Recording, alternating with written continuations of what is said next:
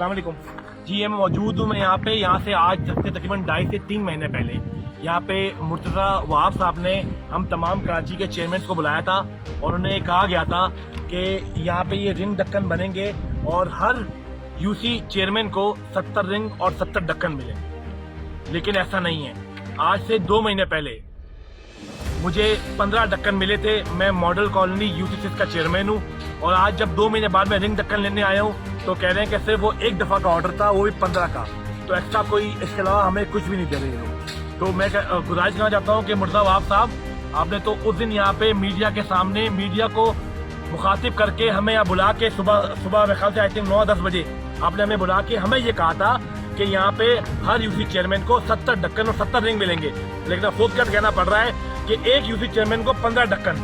Sir इतना मजाक तो ना करें हम लोगों के साथ, हम लोगों के मुंतखब नुमाइंदे हैं। आप अगर नहीं दे सकते मना कर दें, हम अपने इलाके में फंडिंग करके अपने ढक्कन खुद बना लेंगे। लेकिन मुर्तज़ा वहाब साहब, मेरी आपसे गुजारिश है, अगर आप जो बात कह रहे हैं उस पर काम ना करें। आपने उस दिन कहा था 70 ढक्कन, यहाँ पे 3 महीने हो गए सिर्फ 15 ढक्कन मिले और ये देखें यहाँ पे रिंग भी पड़े हुए हैं, ढक्कन भी पड़े हुए हैं। आपके एक्सचेंज से आप कहते हैं कि मुझे ऑर्डर नहीं है यहाँ पे कि मैं आपको और ढक्कन दूं।